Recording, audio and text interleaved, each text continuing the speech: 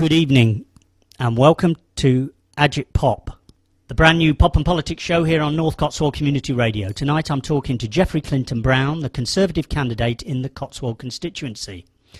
Agitpop is all about songs that tried to change the world, so here's one of them. From Lindsay Anderson's 1973 Brechtian movie epic Oh Lucky Man, this is Alan Price with Poor People.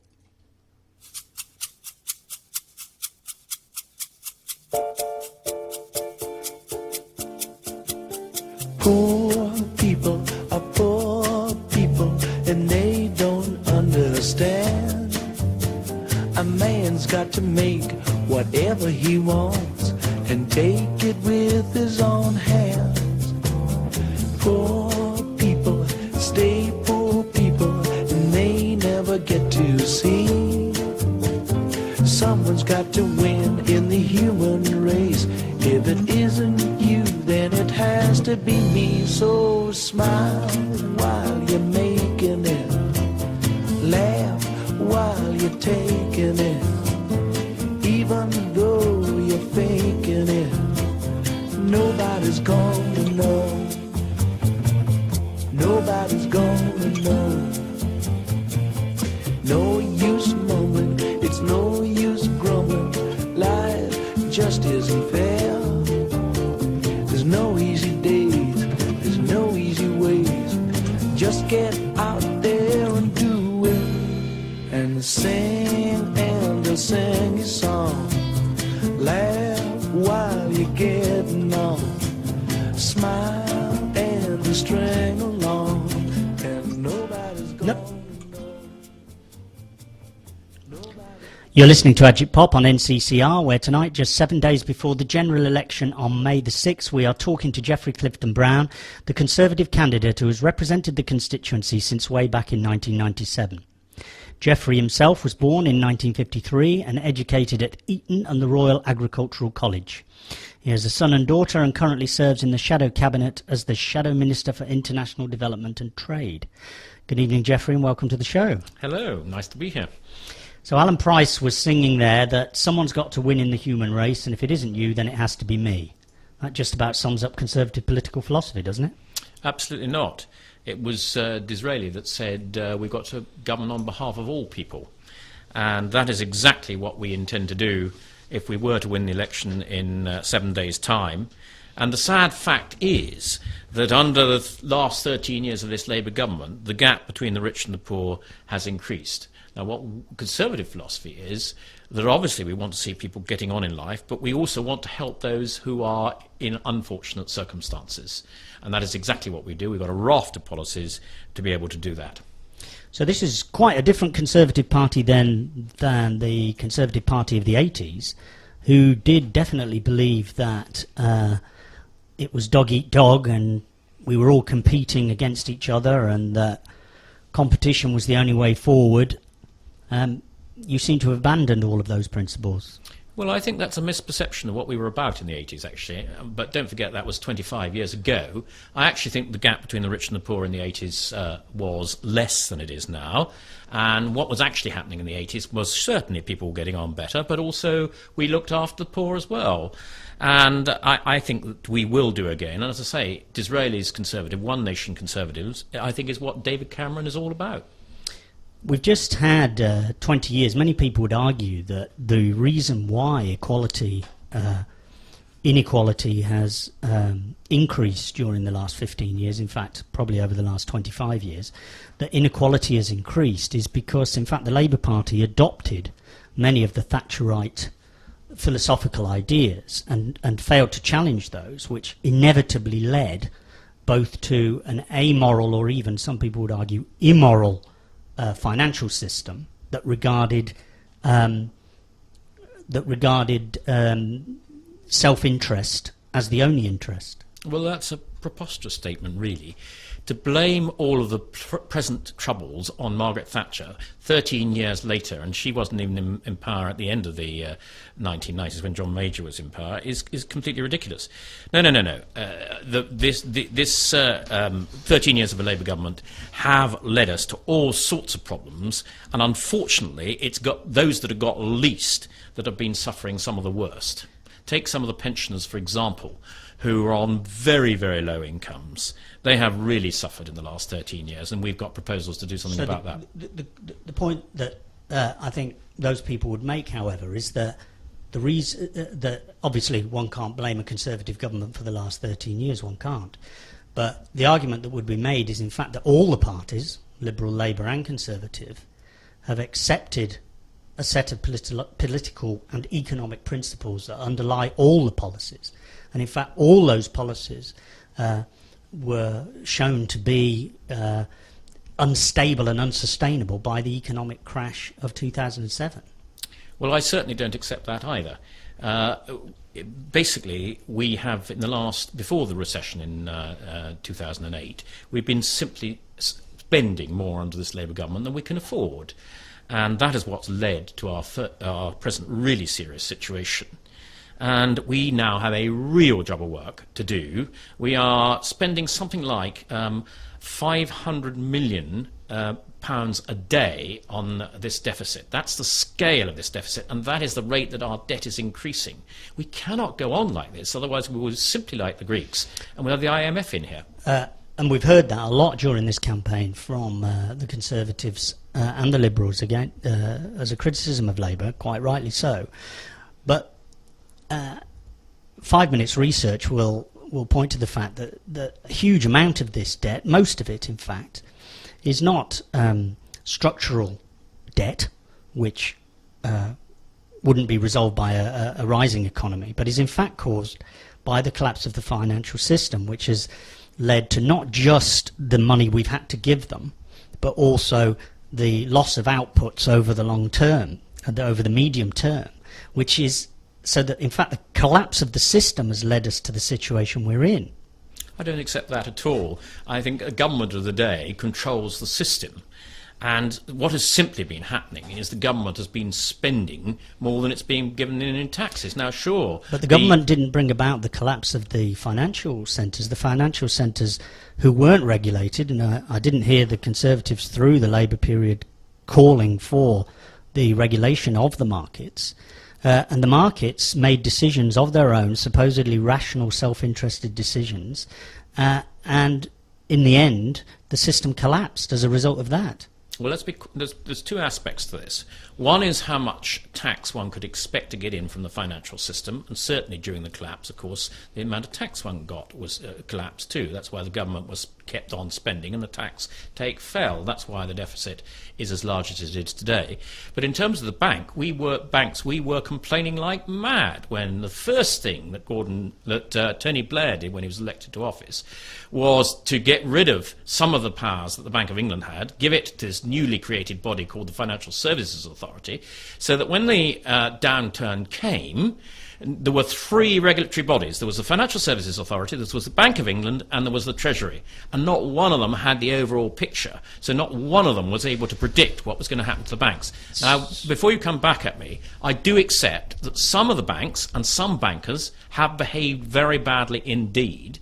And I do accept that the system of regulation does need overhaul, so does the Conservative Party, and we will give back to the bank again, the Bank of England, more power so that it can have a complete control over liquidity and hopefully prevent this ever happening again. What I'm trying to get at actually is sort of underneath the regulatory regime to actually a moral question. Yeah. A moral question that for the last 15 to 20 years we've had, and I don't think it's deniable really that this greed is good philosophy, laissez-faire American neoconservative capitalism version of it, this sort of idealistic extreme capitalism, did start in the 80s. You know, whether I'm sure you would deny that Thatcherism was particularly associated with it, but nonetheless it did start in the 80s. And in the period of Thatcher and Reagan, and it has continued. It's not the Labour government didn't come in and challenge it. The Labour government came in and allowed it to continue and to flourish, and that we now have the moral situation where a system failed, and within 2 years we're now allowing that system to determine whether or not what our governments can do, because we're now saying the market will determine what the government can do. Well, where I do... The market wouldn't exist if the government Well- hadn't put public taxpayers' money into it. Well, what I do agree with you is I think that the market can actually be a very positive thing, but it also can be a very negative thing. And Ted Heath coined the phrase the unacceptable face of capitalism, which was a particular abuse that took place in the 1970s. And I do think there's been a particular abuse by some of the banks and some of the bankers. And that's why the Conservatives have said in their manifesto that they will seek to control bank bonuses. Hopefully that can be done on a worldwide scale, because I do think that people see that some of these bonuses of £1 million and more, when they're struggling to make ends meet on a day-to-day, is simply unacceptable, and I think it's unacceptable too. So we will seek to interfere with the market to the extent that we would insist that banks pay their higher executives not in monetary bonuses but in shares, which will mature some years later. So they are only getting a bonus on the success of their banks. What happened when the downside came was that these bankers were still being paid huge bonuses, and yet their banks led all of us into trouble, and I think that was really unacceptable. Maybe you've heard the phrase, I've certainly heard the phrase quoted at me quite a lot over the years by businessmen, that there's no place for morality in business. No, business is dog eat dog, and it's all about survival, and there's no place for morality in business. Well, I simply don't accept that. I do two jobs for the Conservative Party. I do partly international trade, but I also international development. And what you're actually seeing now is a lot of the larger firms are doing something what's called corporate social responsibility, which is actually putting part of their profits into helping the community wherever they are. It might be in this country, it might be in Africa. And actually I can see an enormous amount of good works. People are beginning to think that just purely making profits for their shareholders is not the be-all and end-all. They've got to be seen as a force to good. And I think you'll find some of the better companies, for example, John Lewis, I like the example of John Lewis, where the employees actually benefit from the profits. All employees benefit. And there's an interesting an idea behind that. Well, actually, let me just move on now, because you've brought me to your next song, actually. The next song that I've chosen. In fact, this is a slightly different format here, because I've chosen some songs here that poor Geoffrey's going to have to listen to here. And the next one is We're All In This Together. Now, I have to apologise to any of my listeners that this song will never appear on Agitpop again. It's a terrible travesty of popular music. And it's called We're All In This Together by the cast of High School Musical.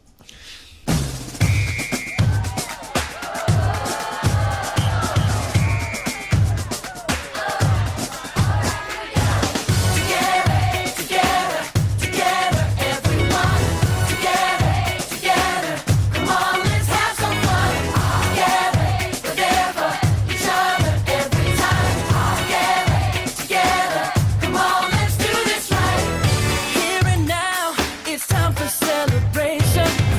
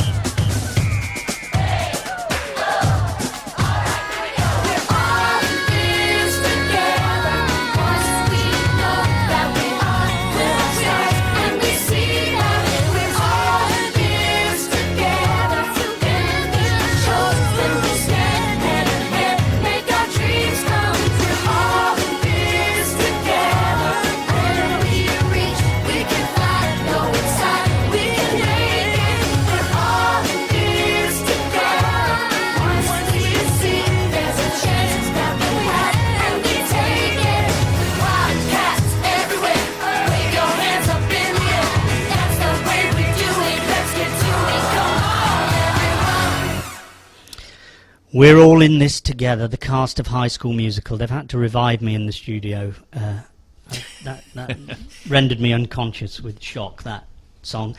But, of course, it's the sentiment that I'm interested in, because we're all in this together has been one of the central planks of the Conservative campaign, which, for someone of my generation, seems absolutely extraordinary. We're all in this together doesn't seem like a Conservative idea at all. It seems like a Social Democrat idea or even a socialist idea. Well, I think that what David is trying to put across is that we've got the biggest debt since the Second World War. We are in a really serious situation. And unless we sort it out, we will be at the Greek levels and we will have the IMF in here. So I don't think any of your listeners should be under any misapprehension about how serious this situation is. And I'm afraid we're all going to have to suffer. Everybody is going to have to be restrained in some way or another. Taxes are going to have to remain higher than they would otherwise be. Can I just pick you up on that? Because there'll be a number of people listening to this who will go, well, a small financial elite for the last 20 years have been allowed to run amok. They've been paying themselves unbelievable salaries, bonuses, as you say, in excess of most people's lifetime earnings, let alone annual earnings. And they've been paying themselves these sums all along. They mess it up to such an extent that the entire system nearly collapses. I've been reading various figures today. One of the figures is that actually the true cost of this is probably going to be 1.3 trillion, which is more than the GDP of the UK. And then what we get told is that we're all going to have to pay for this. We're all in this together because we're all going to have to pay for this. And I don't think, I personally go, I don't know why I have to pay for this. Why do I have to pay for these people? Why do I have to pay for the mistakes of wealthy people making themselves wealthy at my expense? Why do I have to pay for that? Well, this comes back a bit to our previous conversation. A government is there to regulate the markets, and the government failed to regulate those bankers properly. And the market doesn't have any responsibilities. The market has a responsibility. They're children. They need to be controlled like children. No, but as with all, when people get excessive about anything, they need to be controlled, including unruly behaviour. Children, 90% of children, 90% of the time, behave perfectly responsibly. It's just when people behave irresponsibly, then they need reining back, in your words. So I think we are now paying for 13 years of a Labour government failing to regulate the system properly. But we can't control that. We are where we are, and we've got to sort it out. Are we not now paying for 25 years of laissez-faire capitalism? Well, I don't accept that at all. We left the Labour Party in 1997, one of the strongest economies this country's ever seen, one of the fullest employments this country's ever seen, and one of the lowest tax systems this country's ever seen, and one of the lowest gaps between rich and poor that this country's ever seen. So this Labour government in the last 13 years have actually squandered that good legacy that we've given them. What we now have to do in the kindest possible way, so that those at the bottom of the pile suffer least, and those at the top of the pile, the ones you're talking about, are going to have to pay a very high tax rate. This Labour government has put it up to 50%. And that is a pretty high tax rate. There may be, and with national insurance on top of that. I think that we've got to just see that we are all in this together, and we're going to have a national effort to get ourselves back on our feet again, so that we can again be a proud nation, and one of the great nations of the world. We had to rescue this country from the socialist mess in 1979. We'll have to do it again in the socialist mess in 2010. Do you think it's credible that the world regulatory system, most certainly in the Anglo-American world, we have a system where actually companies are legally obliged to only pursue the profit of the shareholders? And as we know, the famous example of the case is the Ford case in America. Do you think that's credible anymore, that businesses can only pursue these things and that they have no other obligations, moral or otherwise, unless they have obviously the obligation to obey the law, which is where governments come in to try and stop them doing things? But do they have no obligations to behave decently themselves as men and women? Well, of course they do. And a number who have really created offences have gone to jail in the corporate world. But I come back to the John Lewis model, because the John Lewis model, all the employees benefit. If the company does well, if the employees work hard and the company does well, they share in that profit. And that is a model I like very much. And I think that some of these bigger companies could do more to ensure that their employees at the bottom of the scale actually share in the profit in the same way that the directors at the top do. This is a very different conservatism we're hearing about, isn't it? Because this is a conservatism which is sort of extolling the virtues of cooperativism. Well, I don't think it is. I think that we still want to see firms making a profit and doing well. And indeed, in an increasingly globalized world, our firms will have to make a profit. Otherwise, they will go out of business. They will be taken over by somebody else. So they've got to compete on the worldwide, particularly our bigger FTSE companies, and we will enable them to do that. We have a very strong business agenda so that firms can make a profit, because after all, unless they make a profit, they're not going to take on more employees. And I think one of the really sad things about the present situation is that there are 1 million 16 to 25-year-olds without a job, and I think that is a tragic waste of talent. Yeah, I couldn't agree more. But we're also told that we're all going to have to bear the brunt of paying for this banking disaster, and that's going to mean people in the public sector, many tens of thousands, hundreds of thousands, possibly going to lose their jobs and become unemployed and go through the trauma, the personal tragedy and the financial tragedy that entails. I mean, the figures, as I'm sure you've been aware of, that the figure is quoted that actually public spending went up during Margaret Thatcher over the whole period. And that isn't going to happen for the next 10 years, is it? Well, I think it will. I'm not quite as pessimistic as you are. I think that some people may lose their job in the public sector. I don't think it necessarily needs to be on a massive scale. I think what we will do from day one getting into government is we will freeze recruitment. So numbers of the civil service will fall in that way, because people will obviously retire, and if they're not being recruited, numbers will fall. But I think the really important thing is the best and the most sustainable long-term future for this country is to get firms, and after all, this country is made up, the economy is made up, and 90% is made up of small and medium-sized businesses. If all of those small and medium-sized businesses took on 1 or 2 more people, our unemployment situation could be radically altered. Not only that, they would then start making things. We could sell them to the rest of the world, export them to the rest of the world, what I do for the party. And Britain was preeminent at selling and making things and selling it to the rest of the world, and that's what our prosperity was built on. And I think we can get back to that sort of regime again. Many people would argue that manufacturing world was in fact ended in the 80s under the Thatcher regime. Actually, what's happened, if you look at the figures, it's declined far faster in the last 13 years than ever it did in the Conservatives in the 1980s. And that is partly what's wrong with our economy now. We have relied for too long on our financial service industry, what we've been talking about through this interview. But actually, I think our future lies in making high-tech, tomorrow's businesses, tomorrow's products, high-tech IT products, high-tech electronic products, high-tech green products, all of these new industries of tomorrow. I think that's where our future lies. Okay, let's move on to the third track that we've got tonight, which I couldn't resist, I'm afraid, Geoffrey. It's Part of the Union from 1973 by the Strawbs.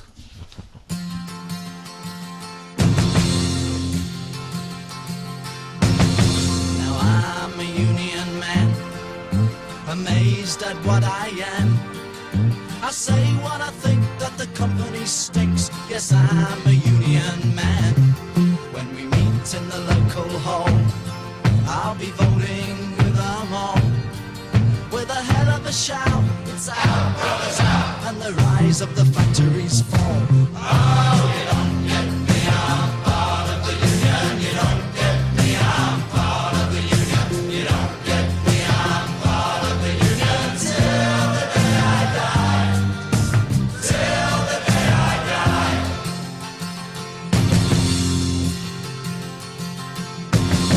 As a union man, I'm wise to the lies of the company spies, and I don't get fooled by the factory rules, 'cause I always read between the lines, and I always get my way if I strike for higher pay.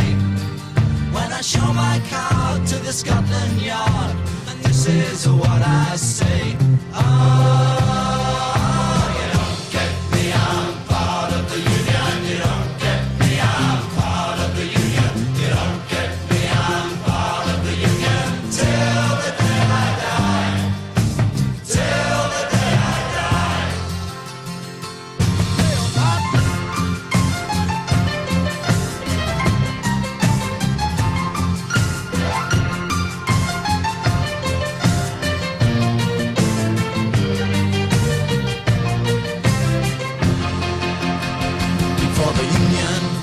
disappear. My life was half as clear. Now I've got the power to the working hour and every other day of the year. So though I'm a working man, I can ruin the government's plan. I'm not too hard, but the sight of my car makes me some kind of Superman. Oh, you don't get me, I'm part of the union. You don't get me, I'm part of the union. You don't get me, I'm part of the union. Till the day I die. Till the day I die. You don't get me, I'm part of the union. You don't get me, I'm part of the union. You don't get me, I'm part of the union. Till the day I die. Till the day I die. And there we are. That's Part of the Union by the Strawbs. It's actually from an album called Halcyon Days. So that was 1973 that came out. Now, the reason I played it, actually, is because what we're seeing in Greece, for example, is that the Greek population are being told that they're going to have to pay the price for the bank crisis and all the rest of it. And they're not having it. They're absolutely not having it. And I think, I don't know whether the political elite underestimate or not, but when I talk to people, all they talk about is this moral problem, which is that we're going to have to pay the price for the behaviour of rich people. Now, we've dealt with that, so we don't want to keep going over that. But how are the newly elected government, whoever they are, going to deal with the fact that the population at large will feel, and I think quite justified, that they shouldn't be paying the price for this and that they're not going to lie down and just take it? Well, the problem is in democracy, the people have elected a Labour government for the last 13 years. And the point about electing a government, how our democratic system works, sometimes you elect good governments and sometimes you elect bad governments. Now, I'm not going to say that everything this Labour government has done in the last 13 years has been wrong. That would be too simplistic.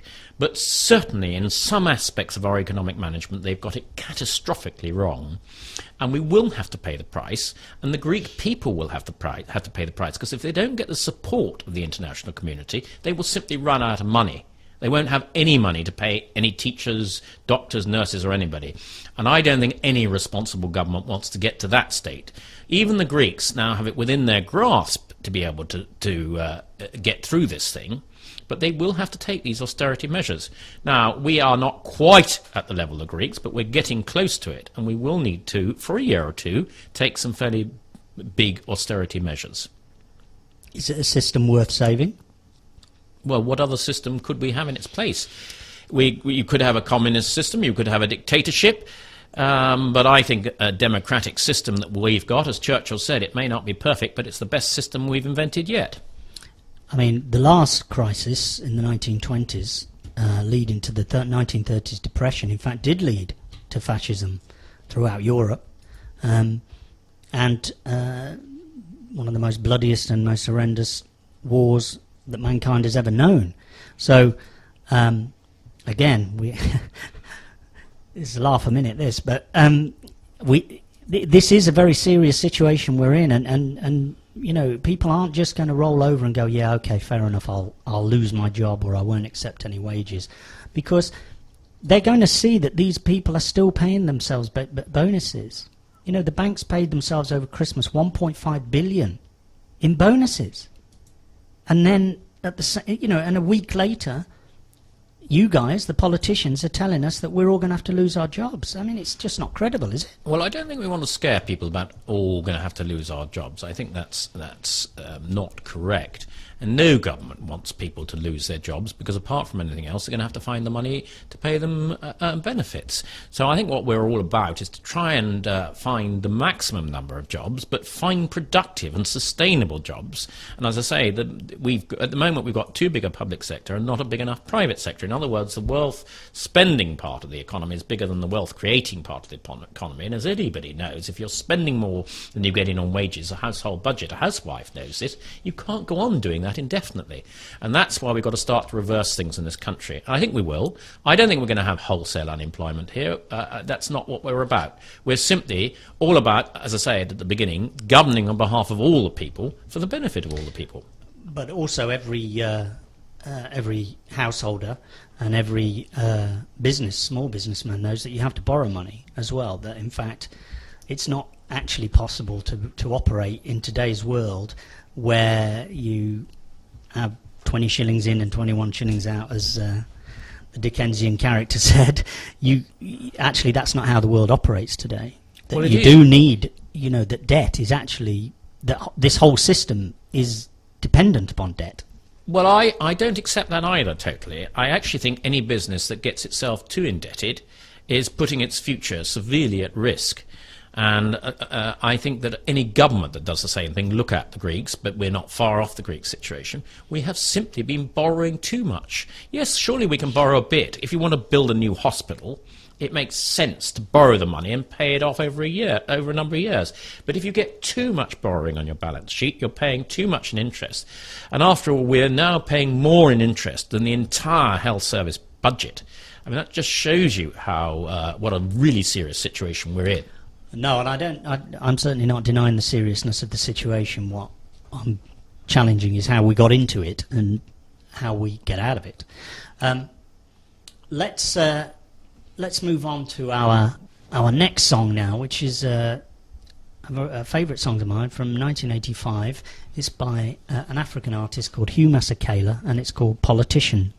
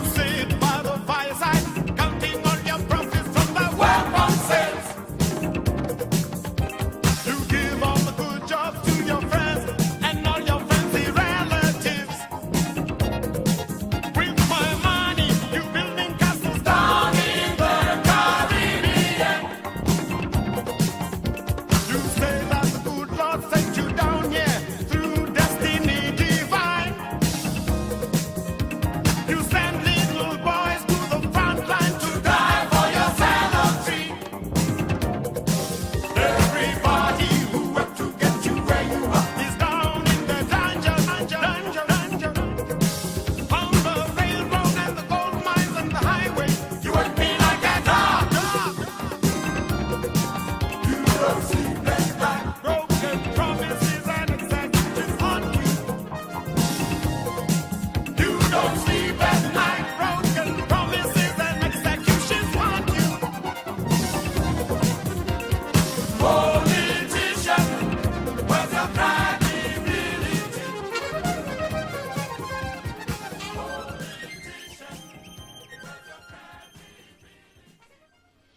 And there we are, Politician by Hugh Masekela.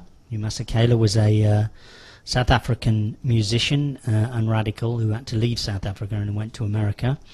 And his song Politician there is about corrupt African third world politicians who get elected on the basis that they're going to bring about peace and prosperity for all, and then what they actually do is line their own pockets and put all their money in their own Swiss bank accounts. So there was a time when nobody would consider comparing our own politicians to that type of third world politician, but the last year or so has changed all of that. So politics and politicians have got pretty much a bad reputation at the moment. Yeah, I accept that, and I think the system was wrong, and to the extent that I played 1/450th part of that, I apologise to the people of this country. We should have reformed the system much quicker. We shouldn't have allowed to get it where it was. In relation to my own expenses, I took what the expenses allowed. Now, whether that's right or whether it's wrong, I don't know. But I've been cleared by 4 inquiries. I have no further outstanding inquiries. Because there was you flipped a house, didn't you? Yes, I did. 2.7 million. One of your houses you flipped. Let me explain that. In 2005, as long ago as 2005, I was appointed Assistant Chief Whip for the Conservative Party. I was spending more time in London, so I designated the London house as my main house and my second house at Hazelton as my secondary house. I then bought that and claimed a certain amount of money. When my mother left me some money, I bought a bigger house, and I still continued to claim exactly the same amount of money as I had been on my small house. So it wasn't a question that the taxpayer was paying for a 2.75 million house. That would have happened anyway, whether I'd been a Member of Parliament or not. So I think some of the reporting has been pretty inaccurate, and I'm delighted to be able to set the record straight. May I say straight away, we have now, I think rather belatedly, and I think if we'd had a stronger Prime Minister, it should have happened much quicker. We've now put it in the hands of the independent Parliamentary Standards Authority. He will be responsible for setting all our pay, conditions and pensions. We will not have a say in that, and I think that is the right way to go. Furthermore, everything will be published on the internet, so there'll be no need for freedom of information request. Every single claim, down to the last pen that I buy, will be on the internet, so people will be able to see what their members of Parliament are up to. And I hope now, once we get the election out of the way, we can move forward, having cleaned up Parliament, and start restoring trust in our parliamentary system. Do you think it was a mistake to limit the salary increase and play this game where it would all be made up on expenses? I mean, as a regulatory, there was a decision, a political decision was made that the electorate wouldn't accept a higher salary, so we could do it through the back door. I mean, I personally think there's an argument to say that the salary isn't sufficient, frankly, for people operating on the national and international stage. So, do you think that was a mistake, possibly? Well, members of Parliament, I think that it's a lot of people who criticise members of Parliament for this don't really realise what the job involves. The reason we had a second home allowance at all is that as the then Member of Parliament for the Cotswolds, just take me as an example, the people of the Cotswolds expected me to be in London during the week. They expected me to do, I'm usually there 4 days a week, they expected me to do another 3 days a week, so I pretty well work 7 days a week on behalf of the constituents in the Cotswolds. And you therefore have to have 2 places to sleep. And you need to be with your family. So it's not like most jobs where you are required to be in 2 different places every week virtually of the year. I know people are sent off by a lot of their companies all over the world, but they're not required to do it week in, week out. And so that's why we had this system. Now, I think what will happen, as you say, gradually over a period of time, the allowances will fall to stop any accusation that members of Parliament are putting their hands in the till, and increase the salaries and allow them to spend it on whatever they want. However they want to provide accommodation, that's up to them. There's a lot of there's about a third of the population now are freelance. I have spent the last 30 years as freelancer doing 6-week contracts here and there. I'd have been delighted if I could have claimed for accommodation where I was doing the work and for my home. Yeah, but as I was explaining just now, you weren't required 52 weeks of the year, virtually 52 weeks of the year, to be every week in 2 places during that week. As I say, people get sent off on particular jobs, maybe abroad, maybe in this country, for a limited period, and then they come back to their old abode. And while they're away, all their accommodation and meals are paid for. So we're actually really not like any other. We're exactly the same as most members of the population. Do you think that the parliamentary system that we have, not just the financial system, but the parliamentary system with the first past the post, the House of Lords, our entire system could do with a bit of a reform? Well, the electorate will have their say on that. Personally, I don't, because if you reform it to PR, as the Liberal Democrats want to do, you end up with coalition governments. And look what's just happened to the Belgian government. The Belgian government has just collapsed because they've been voting on a very controversial issue of banning the burqa. So banning the burqa has caused the Belgian government to collapse because it's a coalition government. Look at Japan. Japan has been in horrendous economic problems for the last 10 years, so probably more, because it's had coalition governments. I think what you want is a government with a firm mandate, and certainly in this very difficult economic crisis, we need a government with a firm mandate to start taking those really tough decisions. If we're all, after the May the 6th, arguing amongst ourselves or negotiating amongst ourselves who's going to do what where, who's going to get what cabinet posts, I mean, that could take weeks when we should be getting on with the really tough decisions. Okay, here's an alternative point of view to that, which is that, in fact, one of the reasons why so many people are disinterested in politics and have turned away from it is because their voices are not heard anywhere. That I don't think there's been a government elected with an actual majority of the electorate, let alone the population, since the war. During the 80s, the Margaret Thatcher's vote was about 40% of the entire electorate, which was nowhere near. So we have a problem, which is that using the system that we use, people had become disinterested because people who are not conservative in this constituency, their vote counts for very little. Well, it's not surprising that governments get elected with a minority of the vote when you get average turnouts of in the 60s. If the total turnout is only 60% of the population, if a party who's going to govern is going to get a majority of that, it probably means it's going to get it in the 30s to 40% of the vote. We're in a chicken egg thing there. Well, but that's the fact. No, it's not chicken egg. It's a fact of life. Well, are there only 60% voting because we've got a first past the post system, or unless you're going to unless you're going to get voting compulsorily, as they do in some countries of the world, the only way you get that 60% up, and maybe these debates will do it for us this time, I hope to goodness we do, because I, as a Democrat, want to see the highest possible turnout. Because apart from anything else, a government that were elected, if it were elected with over 50% of the population, would have a much stronger mandate than one under 50%. But the argument is that if we had some form of proportional representation, even people who form a minority group, their votes would count. Well, I think first thing is, as I say, minority governments are inherently unstable. Look at Belgium, look at Japan, look at Israel. The second thing to say is if one's not careful, and depends what sort of PR system you have, I actually quite like the system where you have a person for a constituency, so that everybody, if I'm elected, and I'm not presuming anything, if I'm elected on May the 6th, I will look after everybody in this constituency. I never ask when people come to my surgeries how they vote. I'm there to look after everybody. But they know who I am. And a lot of people have come up to me in this election, some in very difficult circumstances, and said, Mr. Clifton Brown, I am voting for you because you helped me resolve my mother's problem, whatever it happened to be. And I must say that is one of the most heartening aspects of the job, when people come up to you, and they have done, stopped their cars and said, got out and said, Mr. Clifton Brown, I just want to tell you how grateful we are to you for what you've done. I believe the Liberal Democrats are very good at that throughout the country. Well, I It's one think of their that selling points. I think any member of parliament, a good constituency member of parliament, that's not a political thing, irrespective of their political colours, whether they're Labour, Liberal Democrat or Conservatives, will do that and will have that said about them. But that's what I would like to say, in my epitaph, which I hope isn't going to be just yet, that he was a good constituency member of parliament. When we had problems, he was there to help us solve them.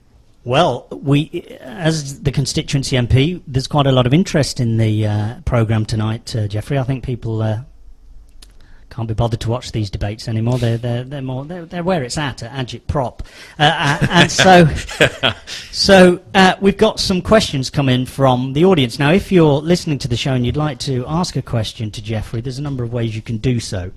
You could Twitter us on NCCR on Twitter. NCCR Radio, my producer there, highly technical producer. NCCR Radio on Twitter. You can email us at studio@northcotswoldonline.com. That's studio@northcotswoldonline.com. Or you can text us by NCCR plus message to 60300. So, if you've got any questions. Now, the first couple of questions we've got here, Geoffrey, have come to us from Twitter. Yep. Good. Do we think that we should regulate the banks so that they only invest in UK businesses in the foreseeable future? Well, I think what this question is probably getting at is that one of the real problems in this recession is, particularly for small businesses, the banks are not lending to those businesses, even if they are successful. And what we've said is we will introduce a large loan guarantee scheme so that in conjunction with the banks we can get them lending again. And that is absolutely essential to the recovery. Do I think we should restrict all banks to not investing anywhere except in the UK? No, I don't, because I think one of the things that... Not even those banks that the taxpayers own? Not even those banks that the taxpayers own, providing the banks as a whole are performing sensibly on things like bonuses, as we've said, and providing they are beginning to lend to UK businesses again properly. Certainly, where they've got profitable and successful lending overseas, I mean, after all, that's one of the things that built the City of London to what it is, and employing thousands and thousands of people. I simply disagree with one of my constituents who said it doesn't matter whether we have a banking sector in the City of London or not. I profoundly disagree with that, because it has created thousands and thousands of jobs in the City of London, and that is exactly what we need to do in this country. But having said that, we do want the banks to be responsible, we do want bonuses to be reasonable, and we do want them to lend to UK businesses as well. Okay, let's have another song now. This is Wall Street Shuffle from 10cc.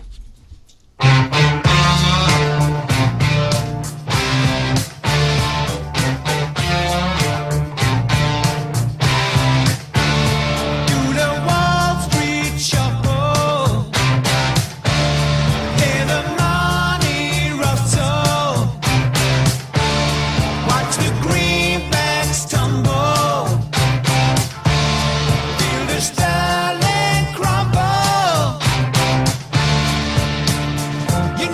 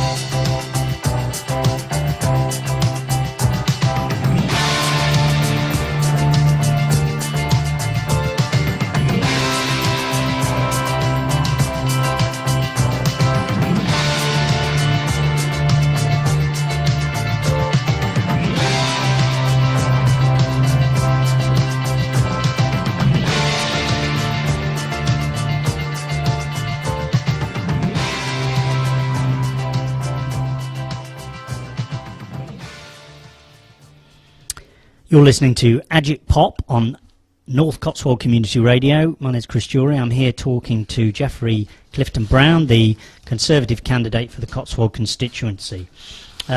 We're just getting some questions in from listeners, Geoffrey, and we've got another question here now, which is, should the government regulate to restrict imports in the short term to protect British jobs and industries? Well, I think if we go down that route, which is... Sorry, I hope your listeners can now hear. I moved nearer the microphone. Thank you for correcting me. I think if we go down that route, which is really protectionism, you'd then find other countries would do the same with their goods. And instead of us being able to export goods around the world, which I've already explained, I think is a vital part of our economic recovery. This country's always relied on our worldwide trade. I think it will increasingly rely on its worldwide trade. I think we want open trading borders, not closed trading borders. The idea of an international system, which we're now in, I mean, this isn't something we could withdraw from, as we've seen by the banking collapse now. We're also integrated. But at a local level, this idea of being interlinked across the world and being unable to take actions, our own government is unable to do things that its own people might want to do because of the power of the markets. The pound would collapse, the shares would collapse, other governments would do this, other governments would do that. It's sort of pretty undemocratic. No, I don't think it is at all, actually, because I think if you get governments starting to restrict trade, and as I say, the reason that this country was as great as it was through our international trade. We went round the world, bringing raw materials in this country into the country, adding value by manufacturing them, things like cotton. We brought cotton in from all around the world, and we made clothes from it. We then exported those clothes at added value around the world, and that's what we need to do in a sophisticated form again today. But it's also true to say that there was an absolute restriction on cotton manufacture in India, and in fact that wasn't changed until after Indian independence, and in fact the whole cotton trade in the 19th century was dependent upon the type of restrictions that our listeners suggesting. Yeah, I wouldn't say we want to get back to that sort of system where any country is artificially controlled, and what I would have liked to have seen in that 19th century was India, if they could, competing in the market, which is exactly what happens today. The countries aren't restricted in that way. But can I just say one thing where I do think your listener is absolutely right? We could actually help British businesses much more by having a proper local procurement policy, so that, for example, every school, every hospital always, wherever possible, procured locally produced products. That's not just food, it could be pens, it could be computers, all sorts of things. And I think in that way, if the public sector started procuring more UK goods, that would help our businesses hugely. I seem to remember sometime back in my distant youth there was actually a campaign about this called Buy British. There was. You may well in fact remember. It was started by Prince Philip, and actually it was very successful. And we've forgotten that campaign, and we need to get back to that, and we need a government. And we're seeing it, actually, with these sort of farmers' markets. With niche products, people are actually preferring to go to a farmer's market, pay more for a particular product because they know it's fresh, they know it's produced locally. So that if individuals are taking that choice, I think governments should take that choice too. Which brings us round to the local situation here in the Cotswolds, really. The rural economy has its own special issues. One of the things that's been very dear to my own heart over the past 4 or 5 years is the issue of shops and post offices. Many people perceive post offices to be quite central to life in rural areas.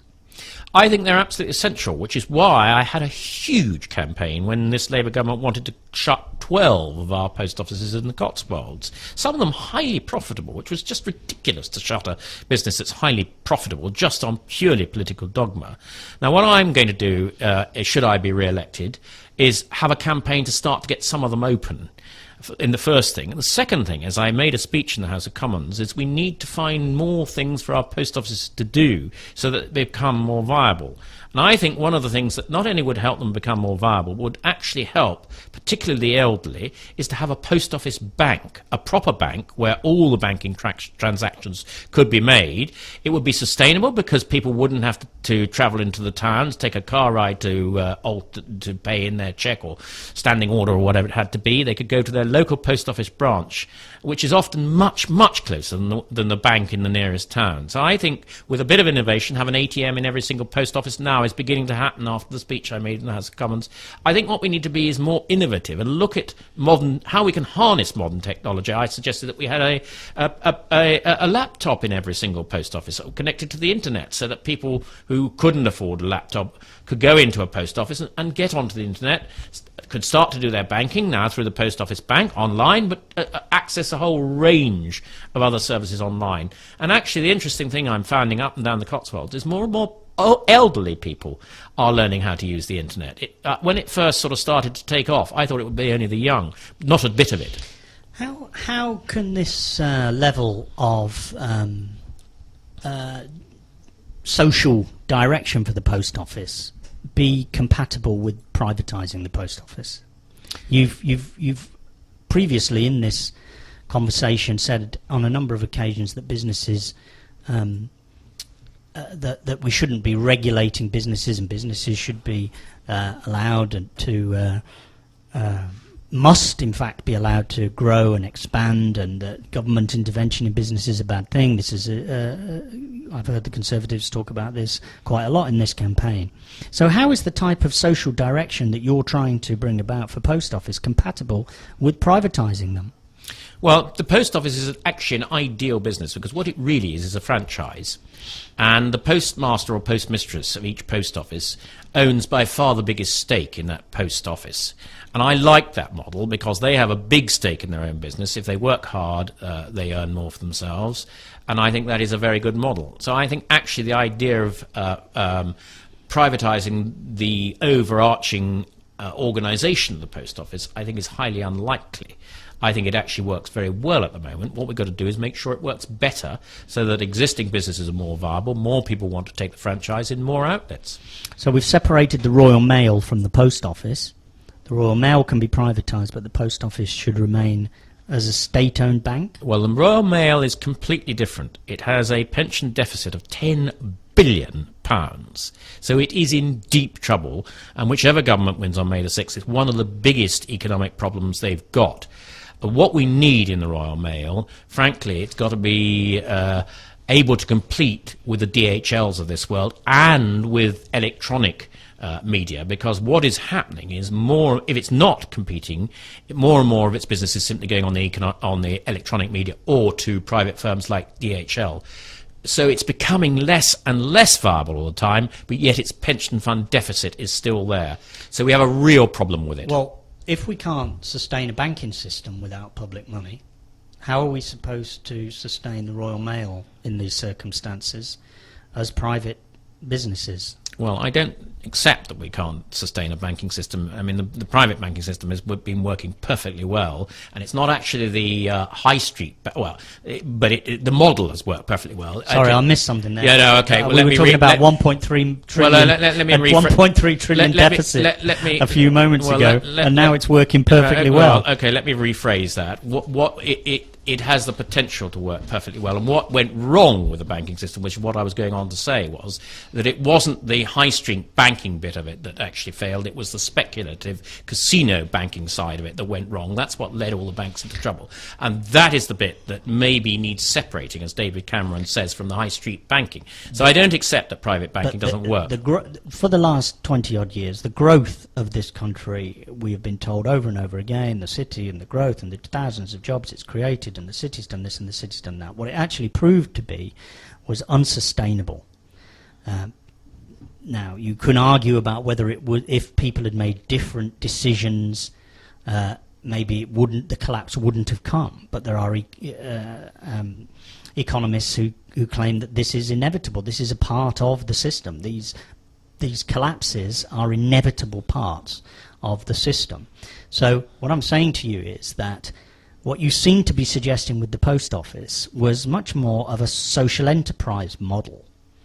And again, I find this almost unrecognisable from the Conservatives that we've known over the decades, that Conservatives would be making statements like, we're all in this together and we need social enterprises like the post office to be state supported.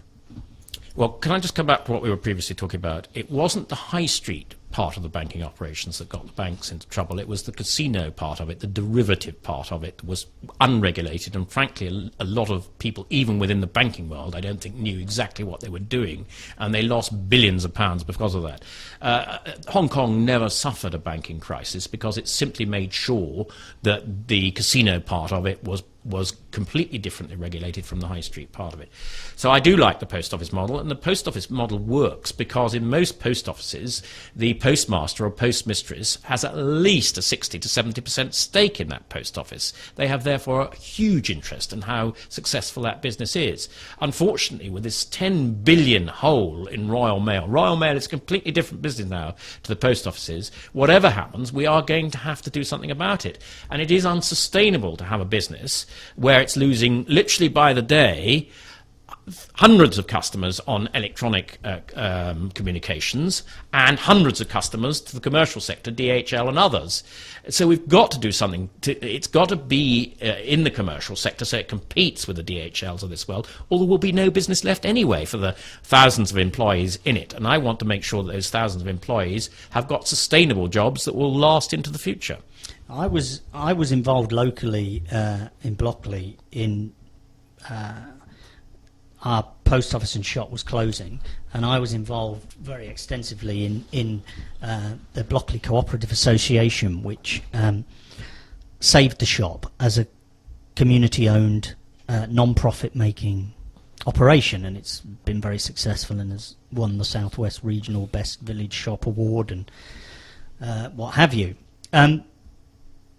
To what extent would you say is that a Conservative idea? Because this again comes down to I was very interested to hear one of your a Conservative activist use the phrase that community and society exists, but they're not the same as the state. Well, I congratulate you on the shop, by the way. I have visited it on numerous occasions. I nominated it for 2 awards in the House of Commons, and I think it is a fantastic community effort. And I would like to see more of those community ventures, and so would the Conservatives.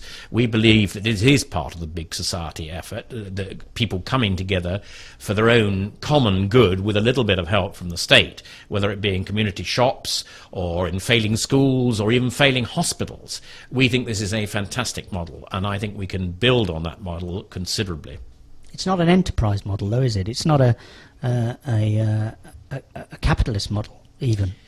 It isn't a capitalist model as such. I mean, the shop doesn't. I think it breaks even, if I'm right, Chris.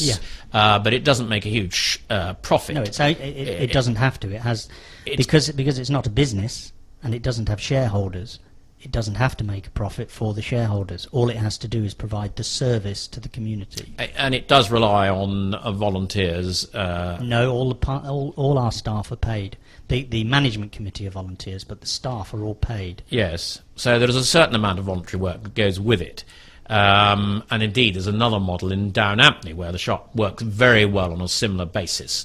And that village has got together, they built themselves a brand new village hall after it was burnt down. They're now in the process of building them a brand new shop with a little bit of help from the government. And I think these sort of community self-help efforts are fantastic, and we can extend that model to community self-help building of social housing. We had a group in Chedworth that I think is maybe not in trouble at the moment, one way or another, but it is a fantastic model. They started off potentially being able to purchase a piece of land to build houses in that village, social houses in that village, and I think that is a community land project. It's a fantastic way of helping a village to help itself. So what would you say to those people who would claim that community shops corrupt the market, and that the community shop is doing someone else out of an opportunity to make profit? I don't think they are, actually. I mean, I think they work perfectly well alongside some of the bigger enterprises in the towns, because what they are providing this niche service.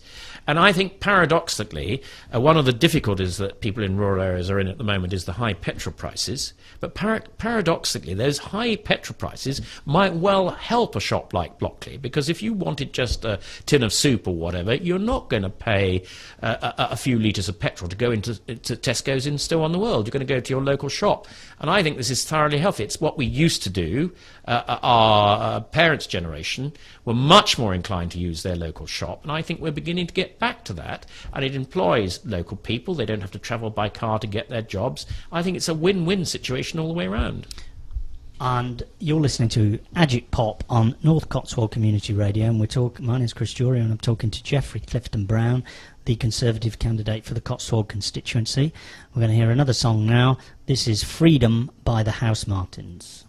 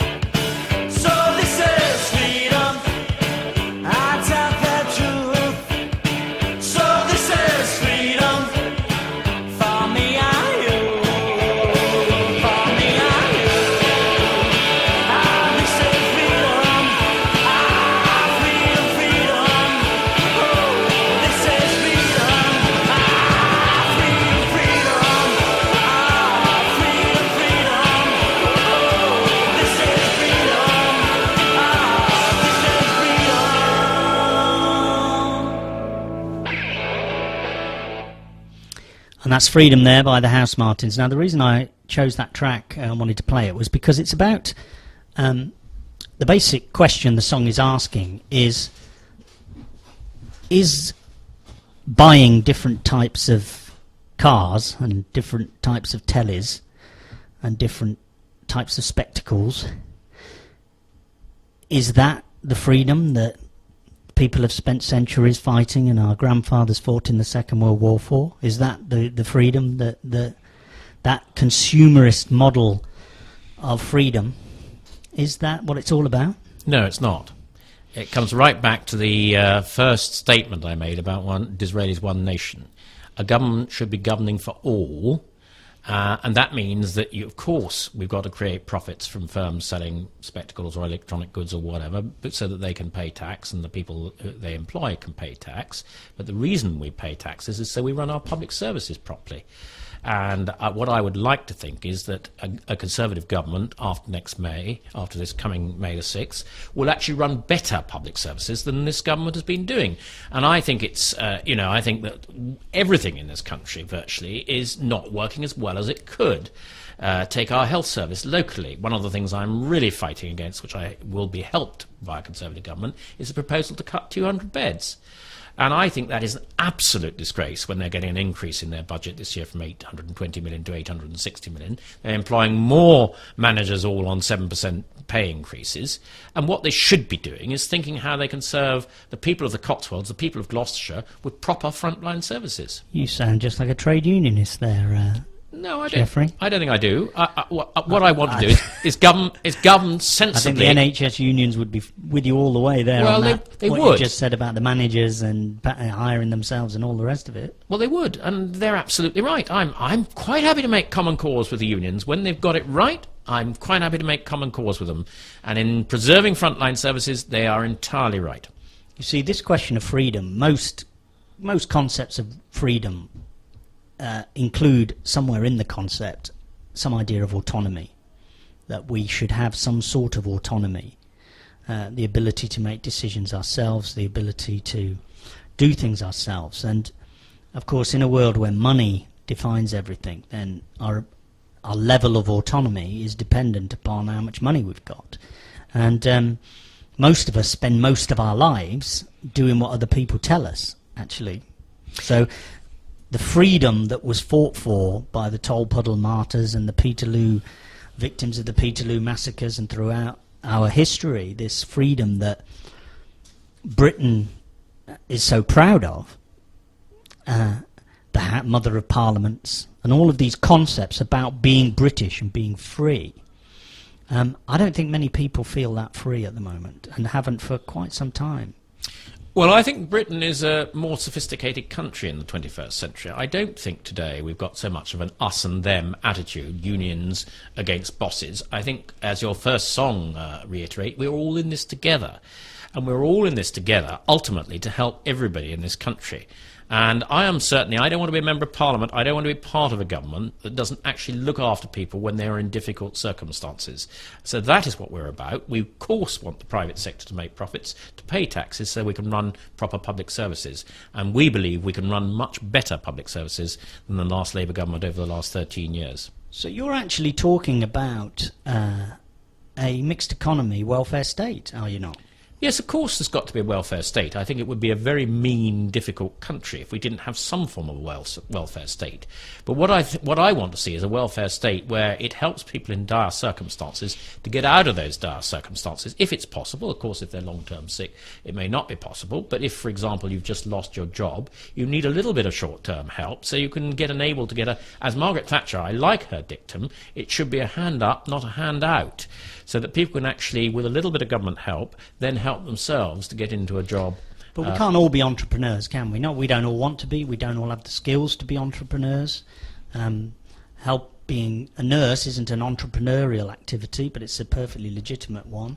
And the problem of that model, we've all got to get up and do it all ourselves, is it's just not credible. No, that's why I say a government has got to run proper public services. We've got to have a proper public sector in this country and a proper private sector.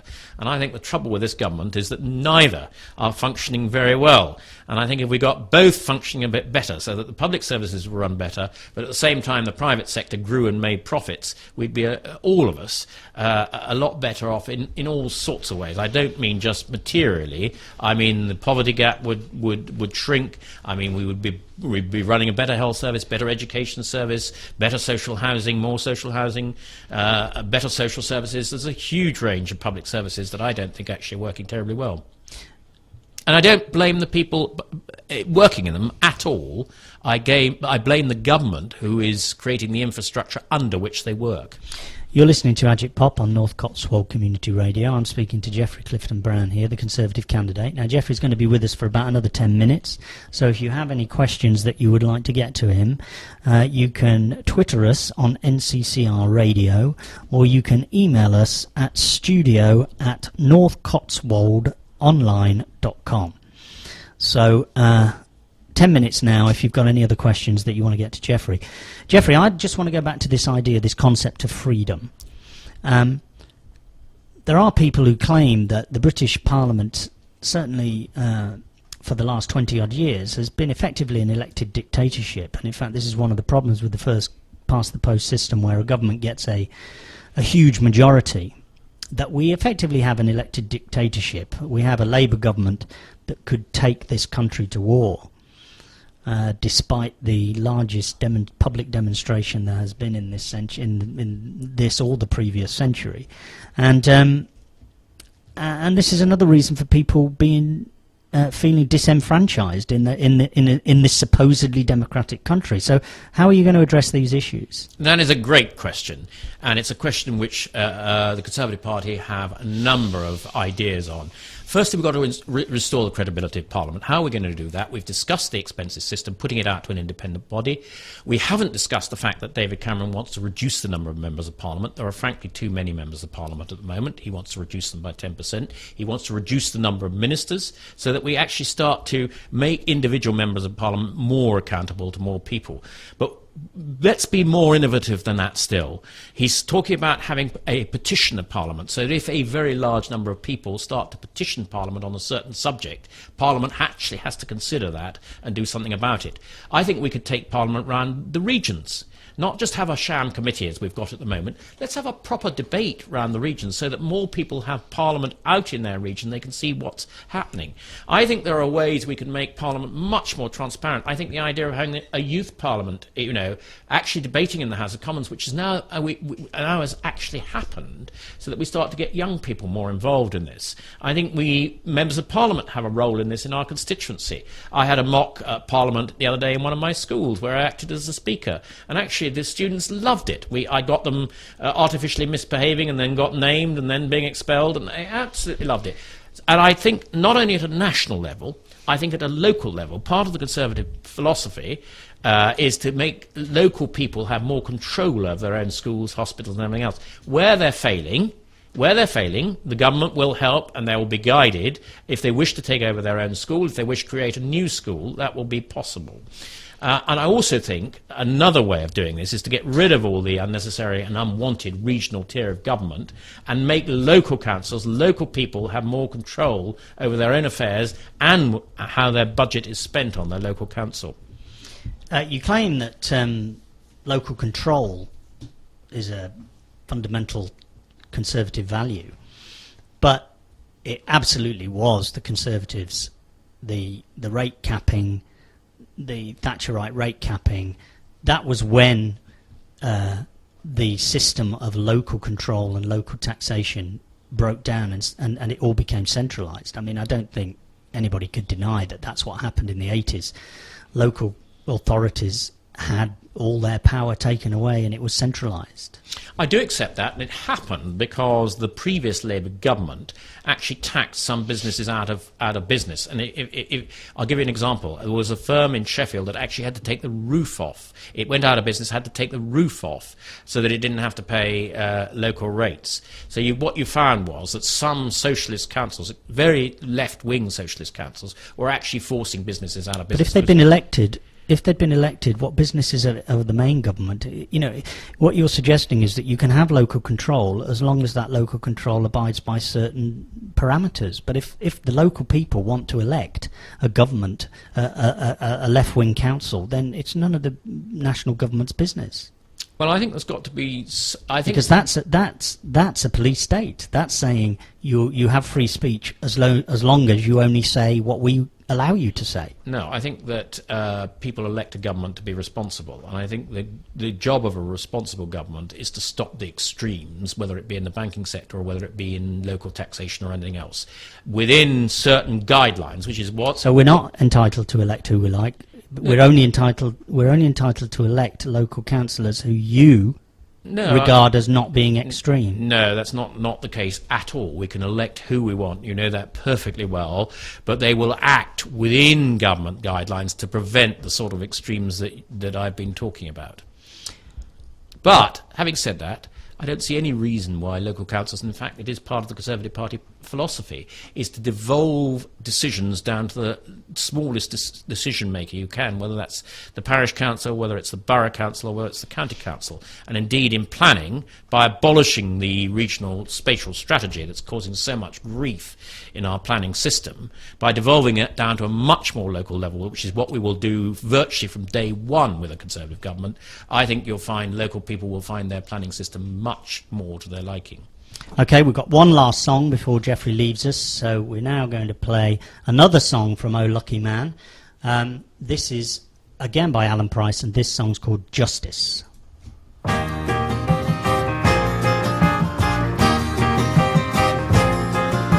We all want justice, but you got to have the money to buy it. You'd have to be a fool to close your eyes and deny it.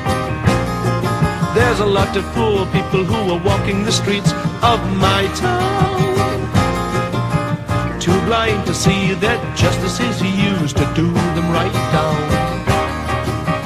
All through life from beginning to end, you pay your monthly installments. Next to health is wealth, and only wealth will buy you justice.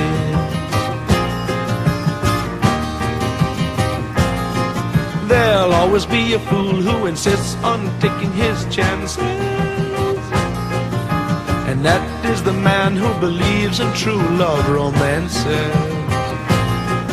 He will trust and rely on the goodness in human nature. Now a judge will tell you that's a pathetic creature. All through life from beginning to end, you pay your monthly installments. Next to health is wealth, and only wealth will buy you justice. And money, justice, money, and a justice, money, justice.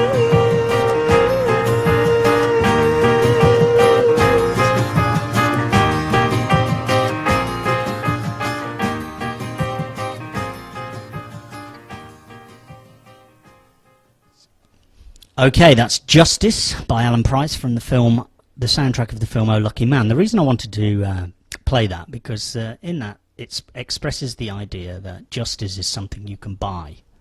And central to that idea really is class.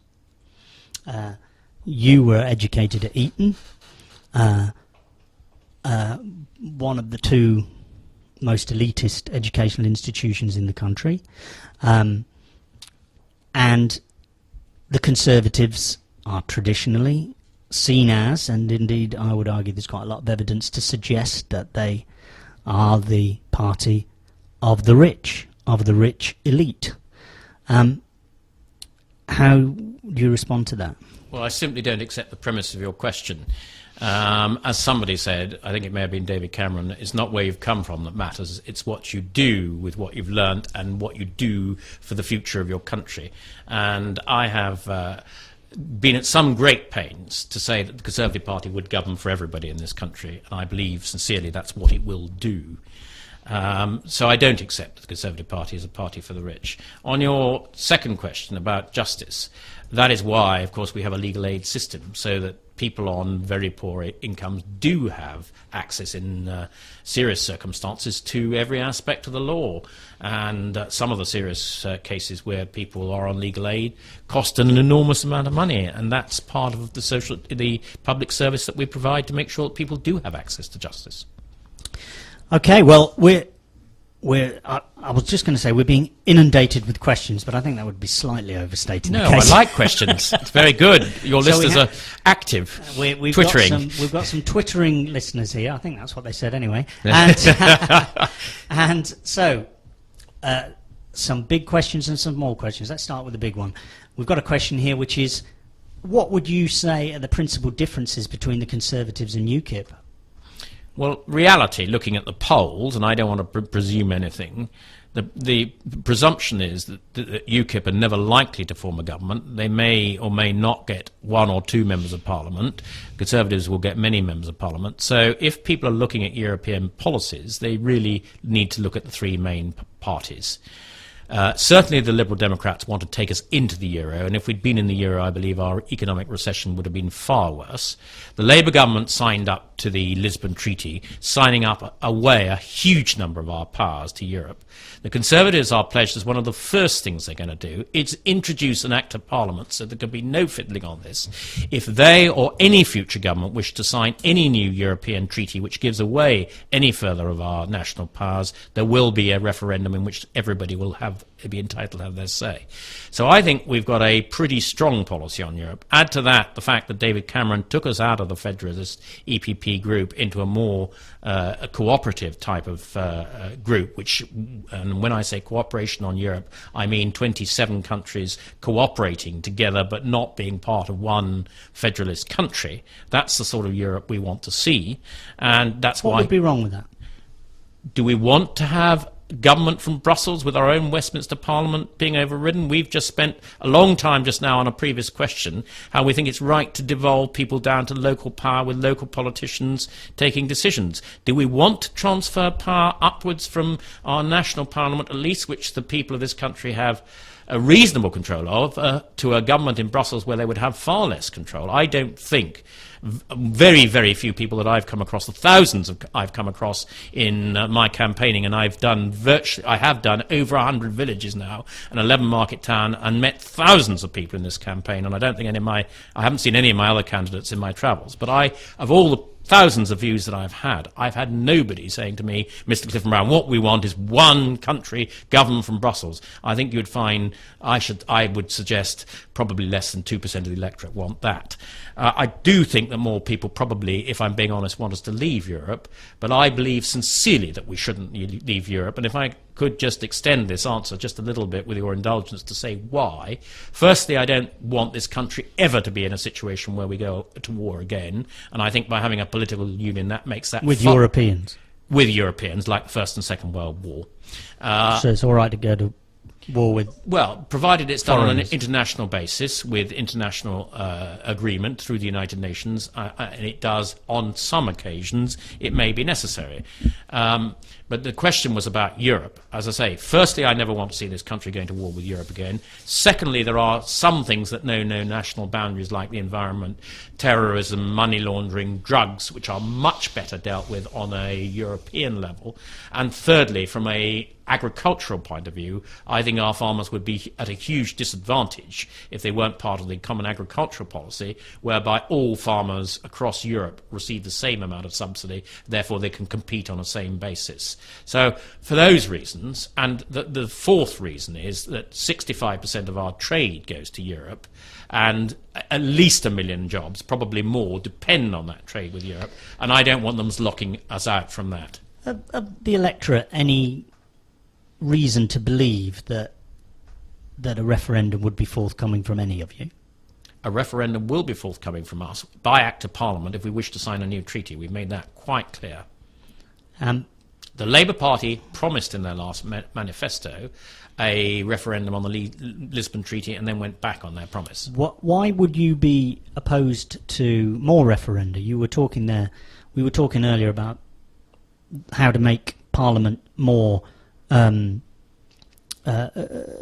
make Parliament more responsive to the electorate, to make it more representative of the electorate, and this problem that if a government with a large majority gets in, they can sort of do what they like for 5 years, and then we get to elect them out. But by then it's too late. We've been at war for 4 years. So the question I'm asking is, why would you be opposed? You're in favour of a referendum on Europe, but you're not in favour generally, I don't think, of referenda on a more regular basis?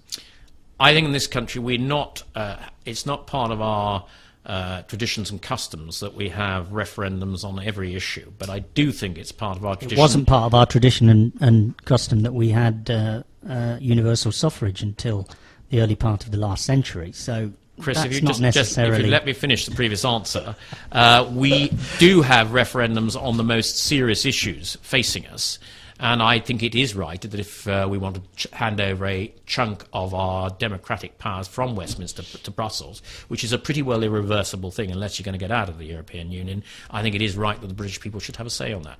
Okay, so we now move on to a smaller question. Well, it's not a smaller question at all, actually, for those of us involved, and I was very much involved in this. What are your policies, local policies, on flood relief in the constituency? Well, as you know, I have done a huge amount on flood relief. I was devastated by the floods of 2007. We in the Cotswolds had 200 or 300 premises flooded. The school in Morton was flooded. It had to be refurbished at a cost of over £1 million to the local taxpayers. So I have been very keen to make sure that we've got flood resilience measures in place so that if we ever got another 2007, it would still do a lot of damage because it was a totally abnormal event. But what I want to make sure is when we get a normal heavy rainfall that we're not going to get the flooding that we had then. And some progress has been made since then, and I've had a large numbers of public meetings where I've brought all the agencies together so that they can't shuffle off responsibility from one to another. I've done it in Morton, I've done it in Fairford, I've done it in Lechlade. And we are making progress. In my view, too slowly, because we're almost 3 years on from that great flood. A lot of the bigger works, actually, I think, should have been put in place by now. We've had very good work in Bourton on the Water. They've had a big flood relief programme. We've got schemes planned for Lechlade and Morton. We're not making such good progress in Fairford, and it needs a Member of Parliament who is interested in the subject to keep chasing this up, because I went round the day after the floods in 2007, and I can tell you, to see some of those people who were having to throw out their valuable possessions because they'd been ruined by the floods, and particularly some who had water mixed with sewage in those floods, was a pretty devastating sight. Is there the danger, though, of human hubris in this, in that we think we can remove risk of these things, these, as you say, acts of God, as the insurance companies like to call them, where actually we're never going to be able to protect ourselves from these things in any meaningful way, and perhaps one could argue that it's a waste of resources to try to do so. What I think you have to do in terms of resources is resource a system that deals with what we've currently got is a system that deals with a 1 in 100 year event. And I think that is a sensible use of resources. If you overprotect for a much bigger event than that, it's going to cost an enormous amount of taxpayers' money to do it. And I think nature has an extraordinary way of somehow overcoming human hubris. We've just seen in the recent Ash event how all the modern technology we've got, we still could not overcome that natural event, and that's one of a number of natural events. Flooding is another, volcanoes is another. These sorts of national events, the tsunami we saw, actually, no matter how much technology we've got, sometimes nature overcomes everything we can do. And maybe sometimes the politicians, in response to these things, should have the courage to say that. I think that's exactly right. I think we do have to be with a little bit of humility, to say that neither the politicians, let alone the government, can do everything. We work our guts off, I do, and most politicians of all political persuasions do. I think the press and the expenses thing has led us into disrepute. What we've now got to do is restore the trust in the British people that their politicians are overwhelmingly honest and they do work very hard on behalf of their constituents. And to that end, would reducing the voting age to 16 help? No, I don't think it would. Some of the things in this country we can do at 16, others we can't. Perhaps one of the most far-reaching things that we can't do is to actually allow our men and women to go to war until they're 18. And I think that probably what it needs in this country is better education in schools about our democratic political system, And so I'm not ruling out lowering the voting age forever, because our children are maturing at a younger age all the time. But I think at the moment we're not quite ready for it. But I think it may well be in the future that we would. And one question from one of our listeners here is, do you think enough is being done to support tourism in the Cotswolds? No. It's the simple answer to that, but if you want a longer answer, the problem with the Cotswolds is that we're on the edge of 4 regions. We're in the southwest region, we're on the edge of the Welsh region, we're on the edge of the southeast region, we're on the edge of the West Midlands. And tourism tends to get divided up into different pots. I think an incoming Conservative government will look at where our tourist opportunities are. Tourism is the largest single business in the world today. It's the biggest business in the Cotswolds. It employs a lot of people, so it's a very, very important business. It's sustainable, it's local, and it brings in a lot of visitors, and which actually makes the whole Cotswold economy go round. So I think a Conservative government could do more to encourage tourism. But specifically, what could they do? I mean, there are tourist offices everywhere. There are, it is one of the central tourist destinations of the UK already. What could be done to increase that level of tourism? I think a little bit like the post office, with more imagination. You say there are tourism offices everywhere. There aren't, actually. A lot of them have been shut in the last few years. I think we do need to have tourism offices fairly locally with very good information. And just take the Cotswold Water Park, for example. The Cotswold Water Park is a huge opportunity for this country. It's within 2 hours' drive of 20 million people. When all the gravel is dug within the next 20 years, it'll be the largest inland waterway in Europe. The number of activities already down there is enormous. And I think, again, it could be sustainable tourism, because a lot of the Cotswolds can be reached by rail, the Cotswold Water Park can be reached by rail. And I think tourism can be a very sustainable way of people making a living and encouraging businesses into the local area. And I think it's something we need to think about and do much better at. But is it credible to suggest that we're going to open more tourist information offices when we've got a 1.3 trillion hole that the government, that all the governments are saying that we're going to have to somehow recover by cutting public spending? So how is it credible that we're going to open tourist information offices in the Cotswolds? Well, actually, I do think that the United Kingdom has potential for far greater tourism by encouraging visitors from abroad, by encouraging people not to go abroad, perhaps to spend their holiday in the United Kingdom rather than going abroad. I think is a thoroughly sustainable way. It's good for the environment. But who would pay for these tourist information offices and the building and the rent? Let me complete my answer. If you've got more money coming in from abroad, the government can then afford to build more tourist offices. So actually the whole economy benefits.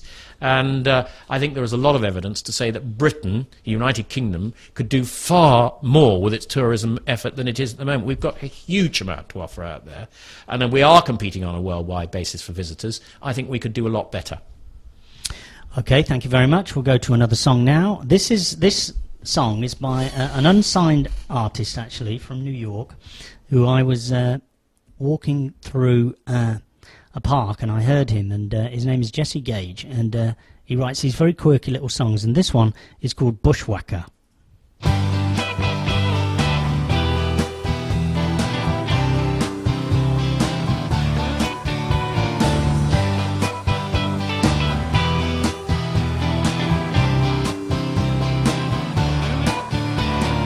Big chief in command got a special line to Jesus put on his hand, and a mouth stuffed full of penis. This is more than daddy's war. Cowboy told the clowns, but I wonder if he feel that way. Fellas his ass underground.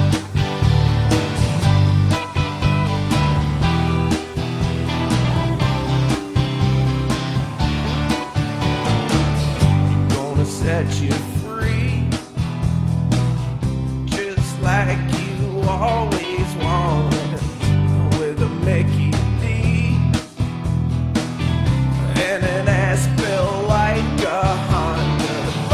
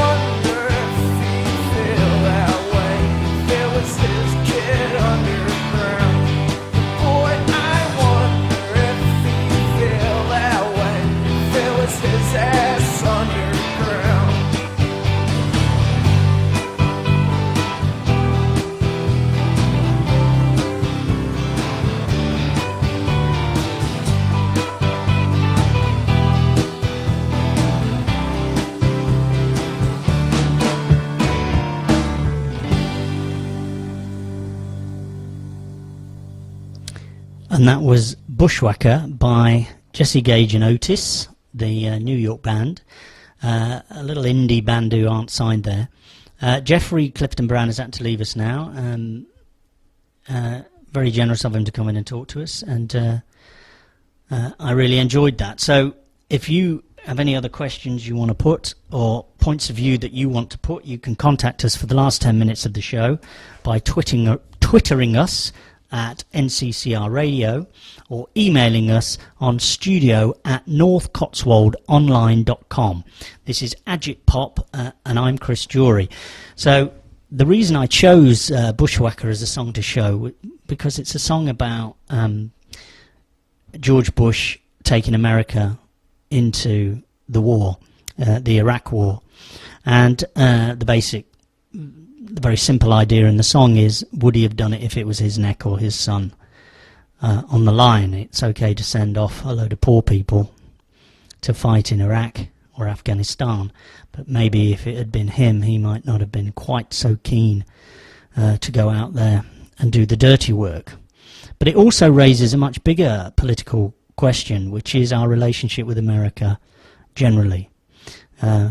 We've heard a lot over the years of the special relationship between us and America, and to put it crudely, it seemed to involve Tony Blair being bent over a table most of the time, and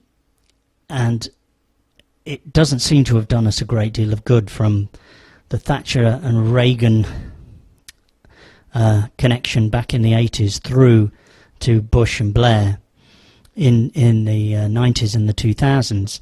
It's got us into a great deal of trouble, and one has to question whether this whole Anglo-American idea, whether following the neoconservative laissez-faire capitalism of America has served us well, because there are other models, the Scandinavian model and the European model. We're now told that Germany has come out of the banking crisis better than most, and Germany and France have not followed the laissez-faire American capitalist model, and so you have to question, really think about whether or not us following this American model has served us well. So let's play now The Bottom Line by Big Audio Dynamite, another great favourite of mine. This is The Bottom Line by Big Audio Dynamite from 1985.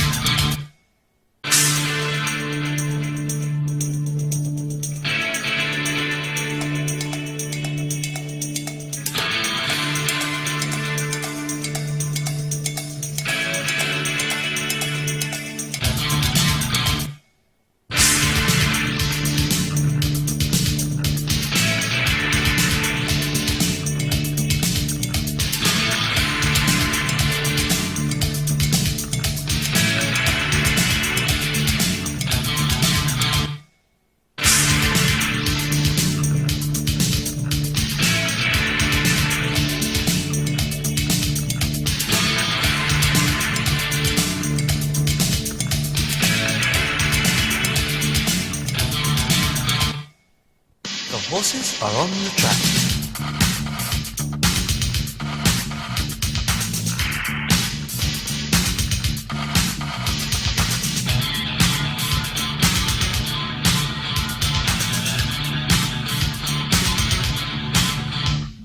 There's a new dance that's going around. When the hits start flying, you gotta get down.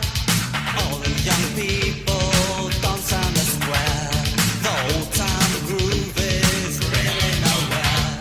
So when you reach the bottom line, the only means of through is time. Pick yourself up off the floor. Don't watch 'em wait.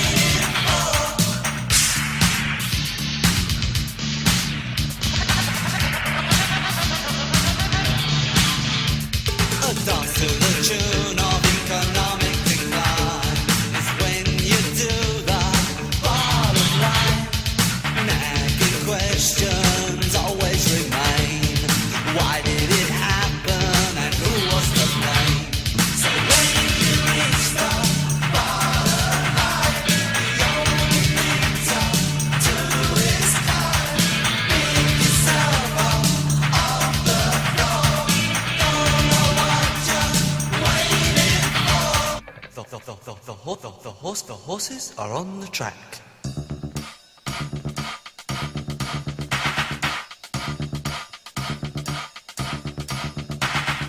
They've been doing it down at the zoo, and I can show ya. Here's what to do. All of the states and all the UK, even the Soviets are swinging away. So when you reach the bottom line, the only thing to do is climb. Pick yourself up off the floor. Anything I want is yours.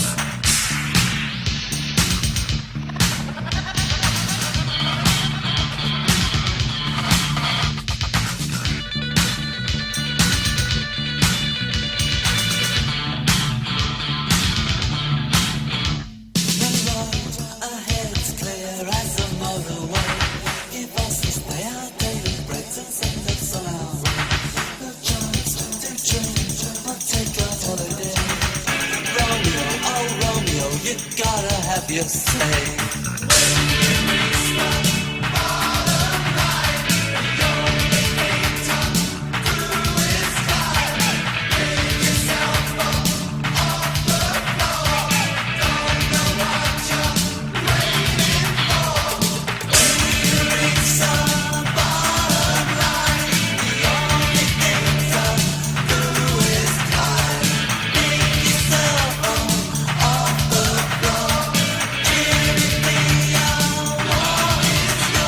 I'm gonna take you to, I'm gonna take you to, I'm gonna take you to part two. That was The Bottom Line by Big Audio Dynamite, which was a band set up by Mick Jones of The Clash, and in the mid-80s, and they short-lived, but their first album certainly is a fantastic album, and that was a song about the bottom line and the importance. I remember when the phrase "the bottom line" first appeared. I was working for a fringe theatre company in London, and someone came in and said, "I heard this fantastic phrase in a club last night. All these guys in suits were talking always about the bottom line," and it became a sort of catchphrase of the 80s. And of course, it means the bottom line of a budget or a cost report, the profit or loss, whether we actually made any money or not, the bottom line. And that from that time onwards, we the bottom line has certainly dominated everything. In fact, I've got a theory of my own that the spreadsheet's got a lot to answer for, really, that because of people's ability to put all these figures in and in these columns, and then you change one figure and they all change, and oh, look at that, we've saved 35% by just changing one number. We end up with policies that on the ground are a lot harder and less rational to implement. But then that's our problem that we've got to put up with, us poor workers. So we've had a few more questions, and we just before Geoffrey left, we were able to ask him a little bit of a self-interested one here, because someone has written in and said whether or not we should stations like NCCR should be given FM or digital space. And we should be able to broadcast over the airways instead of over the internet. And Geoffrey, before he left, was very adamant that he felt this was absolutely what should be happening, and in fact that he felt that the whole digital radio switchover needs a lot of looking at, and in fact the whole DAB system, which may, before it's actually implemented, be out of date, and another one being implemented. So let's start the campaign for NCCR to be given a local FM licence, and then we can expand our listenership out beyond the internet. Although it's great to know so many of you are listening this evening. So next week, 8 till 10, next week, Agitpop, it's just me and you. We're not having any guest in the studio. It's election night itself, and we'll be asking you, the listeners, to contribute any stories you have about election day, about what it was like voting, about why you voted the way you voted, about your feelings about politics. We will be able to, you will be able to contact us on Twitter, on email, and in fact by phoning in. And so that will be our show next week from 8 till 10. Agitpop will be playing some great music about ideas, and we'll be playing some great music. We may even be able to do some requests, so we're not the BBC, but we'll do our best. So please join me next week. And what we're going to go out with now is a Bob Dylan track, which is rather amusing based on the basis of this campaign, and certainly the Conservatives' constant mantra, which is that we live in broken Britain, and this is Everything Is Broken by Bob Dylan. Good night.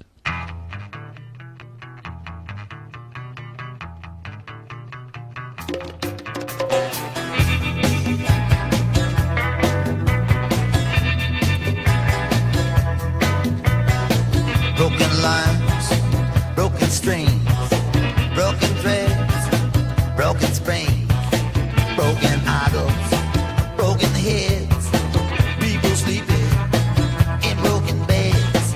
Ain't no use jiving, ain't no use joking. Everything is broken.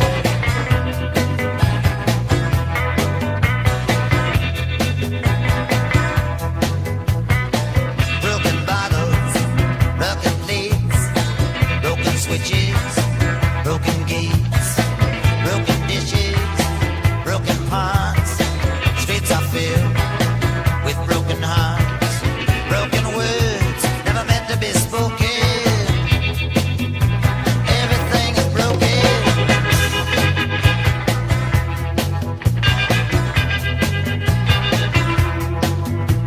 Seem like every time you stop and turn around, something else just hit the ground.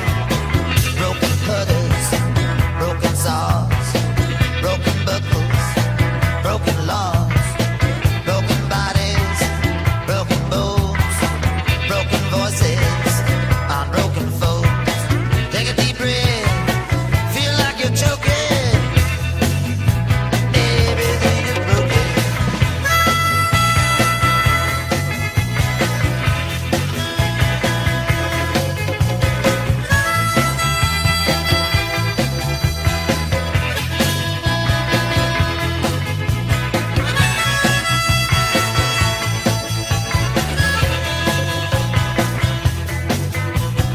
Every time you leave and go out someplace, things fall to pieces in my face. Broken hands on broken plows, broken treaties, broken vows, broken pipes, broken tools, people bending, broken rules, hound dogs howling, bullfrog croaking. Everything is broken.